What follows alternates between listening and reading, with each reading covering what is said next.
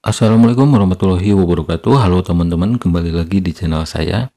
Oke, di video kali ini kita update lagi kasus scamnya X-Toko dan Konsor sekaligus teman-teman, karena ini modusnya sama ya, mirip-mirip lah, 11-12. Hai, aku Fitri Novita. Buat teman-teman jangan lupa ya subscribe channel YouTube-nya Anggi Oi. Anggi Oi, makin keren.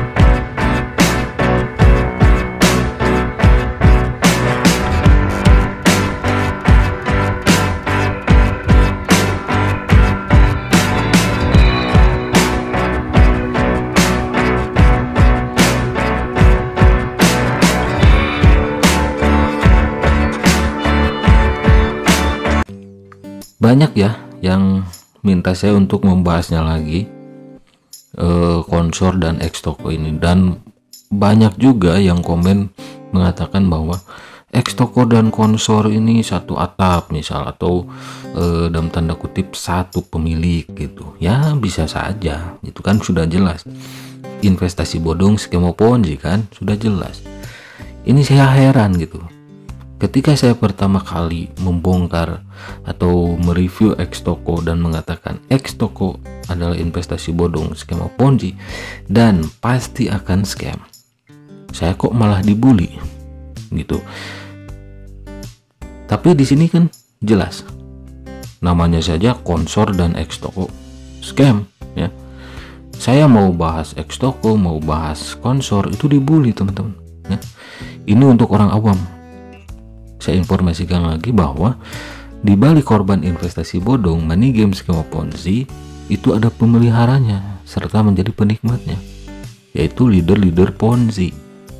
Ketika aplikasinya scam, mereka loncat ke aplikasi investasi bodong lain. Dan kepada para korban, katakanlah ini X-Toko dan Konsor, itu mereka mengaku korban juga gitu, belaga bego gitu, mengaku sebagai korban juga. Kenapa? Karena mereka nggak mau dimintai pertanggungjawaban oleh downline-nya, oleh para bawahannya gitu teman-teman ya. Jadi mereka ngaku korban aja. Makanya sering saya katakan bahwa ketika suatu aplikasi investasi bodong, money game, skema ponzi ini scam, itu ada real korban, ada yang pura-pura korban. Yang real korban biasanya orang awam ya, yang diiming-imingi ini investasi, ada tanda daftar PSE Kominfo, pret. Banyak investasi bodong yang nge-share yang seperti itu. Ini kan investasi. Sering saya bahas di X-Toko dan Konsor ini ketika saya membahasnya. Gak cukup PSE Kominfo, gak cukup tanda daftar PSE Kominfo, harus ada legalitas dari regulator ya.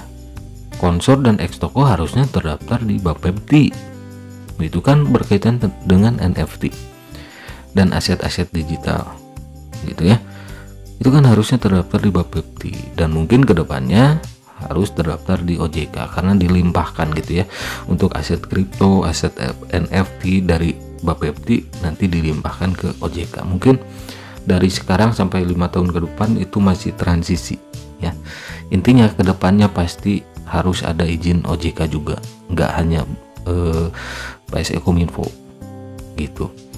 Nah di sini informasinya teman-teman ya.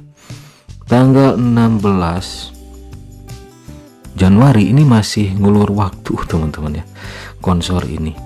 Padahal satu langkah saja uang kalian bisa kembali, insya Allah gitu. Caranya nanti saya kasih tips ya. Ini contoh kemarin robot trading yang skalanya lebih gede, robot trading Fahrenheit. Uang korbannya bisa kembali loh ya. Cek saja di channelnya Ko Roy Sakti. Uang korban bisa kembali, tapi ada aturan mainnya Saya kira mudah, aturan mainnya juga mudah, asalkan korban kompak gitu. Nah di sini ya, selamat pagi saudaraku katanya ya. Apa kabar kian lama? Nah di sini tanggal 16 Januari silakan teman-teman mempersiapkan diri untuk WD. Cara WD-nya ada dua teman-teman, beda ya. Ketika ini X toko dulu nih, nanti konsor. Ketika awal-awal kan nggak ada masalah, mau WD massal mau apa kan landing gitu kan. Nah itulah ya, banyak kok pertama kali saya bahas X toko ini. Wah so tau lu gue dibayar, wah so tau lu gue ini terbukti membayar, landing hitungan menit, hitungan detik. Sekarang kemana orang-orang yang komen seperti itu ya? Jadi untuk orang awam, ketika saya mereview pertama kali sebuah aplikasi investasi bodong, please jangan cek komen. Oke, kalau ada komen yang membela suatu aplikasinya ya, ketika saya membahas misal aplikasi A investasi bodong Skema Ponzi, ketika di komennya ada yang membela aplikasinya, mereka adalah leader Ponzi ya. Supaya apa? Supaya kalian tidak percaya dengan saya, meskipun saya tidak menuntut kalian percaya, tapi alangkah baiknya simak videonya. Oke. Setiap saya mereview aplikasi pertama kali, wah pasti banyak pembelanya tuh. Wah so tau lah, saya dibully gitu. Akhirnya video saya yang membahas X toko pertama kali, konsor pertama kali, dan investasi bodong lainnya itu masih ada sampai sekarang gitu ya. Komen-komen yang membela aplikasinya saya nggak pernah hapus, biarkan saja itu menjadi bukti bahwa di balik investasi bodong, money game, skema Ponzi itu ada orang atau kelompok yang menjadi penikmatnya, yaitu pemain Ponzi. Nah di sini gelombang satu nih, ada dua sekarang ya. Cara WD menggunakan dua gelombang. Gelombang pertama adalah yang memiliki jumlah kartu NFT mencapai 10 juta ke atas. Dipersilakan WD. Wah, pilih kasih nih ya. Awal-awal kan nggak gitu kan. Coba yang member X toko. Meskipun saya nggak main, nggak pernah menyentuh investasi bodong skema Ponzi, tapi saya membongkarnya, saya pasti tahu ya. Saya tahu karena saya pantau terus. Terus yang kedua, gelombang kedua setelahnya dengan jumlah kartu NFT di bawah 10 juta disilakan WD setelah seminggu atau 2 minggu. Tujuannya, nah di sini. Tujuannya agar tidak terjadi overload pada saat WD bersamaan. Wah, ini alasan. Banyak ya aplikasi investasi bodong ketika scam menggunakan alasan seperti ini, banyak gitu. Masalah di bank harus KYC dulu. Di awal-awal gak perlu KYC ya, masa di akhir-akhir harus KYC atau overload segala gitu kan. Ini modus teman-teman. Nah terus, nah di sini ada nih namanya Agus Raymond Thomas, leader X toko NFT.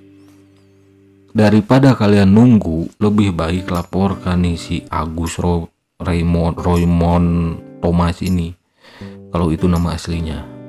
Mungkin itu nama samaran saja gitu ya. Laporkan saja ya, laporkan gitu. Nanti saya kasih tips. Nah, di sini banyak lagi tuh chattingannya. Wah, kayak gini nih ujung-ujungnya. Ini untuk orang awam. Contoh ya. Nah, di sini juga ada apa Car City lagi, share lagi aplikasi investasi bodong. Mungkin nanti saya bahas ya. Apa kabar konsor? Nah, di sini cek terbaru konsor karena di sini tidak ada ngirim. Perusahaan mengalami pilot 2,5 miliar. Pilot dari mana gitu? Itu sudah jelas bukan bangkrut tapi mau nipu. Nah, di sini ada yang cerdas nih. Konsor bangkrut, di mana letak bangkrutnya? Duit member udah numpuk. Ya iya. Masa iya bangkrut? Kan menjanjikan penghasilan yang tinggi, stabil, profit pasti, penghasilan yang tinggi persentasenya. Masa bangkrut ya? Kan uang deposit membernya udah numpuk katanya. Ya bener ini ya. Dibawa kabur alasan KYC lah, itulah lah. Males ini alasan KYC ya, KYC Emang di awal-awal kalian disuruh KYC untuk WD? Enggak kan? Nah, jadi seperti itu. Nah, ini saya kasih tips saja lah di sini ya. Saya kasih tips untuk teman-teman yang menjadi korban ex toko dan konsor gitu ya. Ex toko dan konsor. Oke. Oke, di sini tipsnya. Itu kan kalian diundang main di ex toko dan konsor, itu pasti ada yang ngundang lah, ada yang ngajak, ada yang jerumusin. Ini khusus untuk orang awam yang real korban gitu ya, atau mungkin pemain ponzi yang mau uangnya kembali juga bisa nih. Misal ini si X, oke, ini yang ngundang kalian si X. Nah, ketika ingat ketika si X ini leader ex toko atau konsor lah, bebas dua-duanya, ngajak kalian, pasti ada komunikasi. Oke. Kalau online, simpan bukti chattingnya, bukti chatnya. Oke. Kalau offline tentu saja pasti kalian sudah mengenal orangnya gitu. Terus yang kedua, simpan bukti datanya, data diri orang yang ngajak kalian pertama kali gitu. Ingat, orang yang pertama kali ngajak kalian, data diri itu seperti ya nama, ya tinggalnya di mana gitu ya. Kalau offline ya harusnya ada gitu ya di chattingannya, atau kalau mungkin kalian teledor ya itu urusan kalian ya. Biasanya kalau offline itu kalian tahu rumahnya di mana, siapa namanya gitu ya. Terus yang ketiga, simpan bukti transaksi. Oke. Simpan bukti transaksi kalian di ex toko atau konsor. Deposit berapa kali, simpan bukti-buktinya.